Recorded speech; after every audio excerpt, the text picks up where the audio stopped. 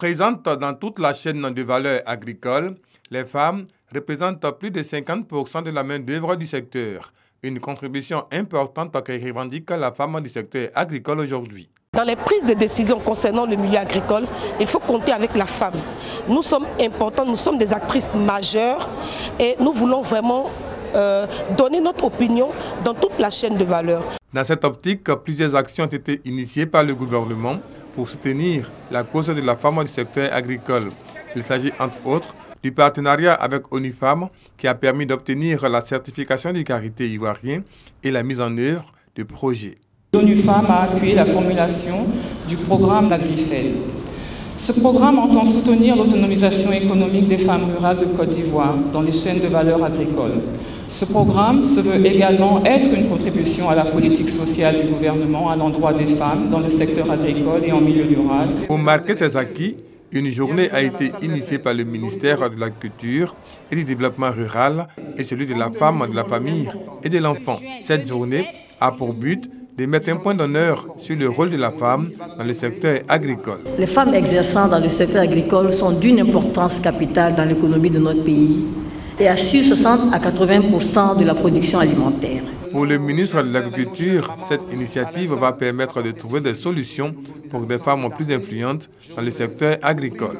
Que ce ne soit pas seulement un événement où on vient applaudir les femmes et attendre une autre année pour encore venir les applaudir. Je veux que sortent de cette édition des propositions concrètes venant des femmes elles-mêmes. La première édition de la Journée de la femme dans le secteur agricole s'est achevée par une exposition de produits locaux.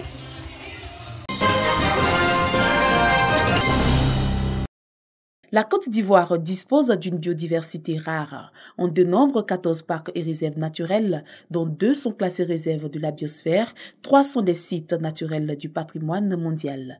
Le pays enregistre également 181 forêts classées, réserves biologiques y compris, et plusieurs réserves botaniques.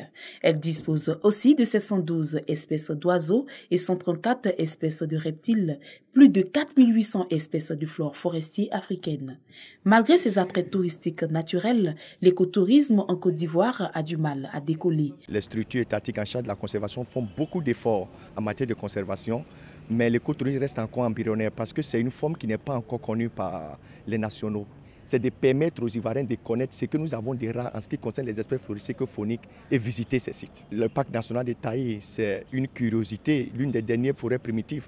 Le parc national de Banco est le deuxième plus grand parc forestier urbain du monde. Pour faire grimper les chiffres et positionner la Côte d'Ivoire au premier rang des destinations touristiques africaines, les initiatives ne manquent pas. Nous prenons les us et coutumes dans notre façon de faire parce que nous estimons que dans nos us et coutumes, il y a des réponses cartésiennes. On vous permet de profiter de l'écosystème par des activités ludiques et récréatives telles que des bains d'argile, baignades, tyroliennes, awalé, lido, pétanque, hamac. Vraiment être le plus simple possible. La célébration de la 3e journée de l'écotourisme dénommée Gynécotour a pour objectif d'accroître les visites des parcs nationaux et réserves.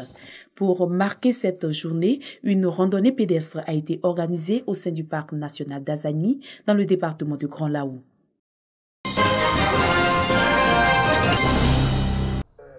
Plus de 70 portraits de personnalités consignés dans cette première édition du Who is Who in Côte d'Ivoire. Ils sont issus de tous les domaines d'activité, entre autres la politique, les affaires, la finance, la culture. L'auteur Michel Russell-Lauré, journaliste, membre du club de presse de Lille en France. Objectif, mettre en lumière tous les talents qui font la richesse de la Côte d'Ivoire afin de servir de repère à la jeunesse. Les critères sont simples, ils tiennent en 4 mots: le talent, le mérite, les états de service, l'audace, l'ambition. La Côte d'Ivoire dispose de ressources humaines de valeur qu'il faille maintenant faire connaître à l'international.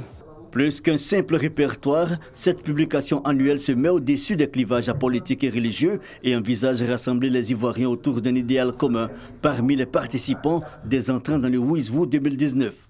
Je ne sais pas si je le mérite, mais je suis très fier et très heureux de faire partie de ce Wouzou. C'est important de donner le cap, donner l'exemple aux générations qui viennent. Je trouve que c'est un creuset aussi de réconciliation. On retrouve tout le monde au-delà des chapelles politiques, au-delà des chapelles religieuses. N'entre dans le répertoire que les personnalités qui ont, selon l'auteur, marqué l'année en cours. Le Wouzou existe depuis plus de 60 ans en France et renferme plus de 20 000 profils. Celui de la Côte d'Ivoire est disponible seulement cette année. Il imprime sa différence, selon l'auteur, par sa proximité et son souci du détail, un mélange de récits et d'interviews.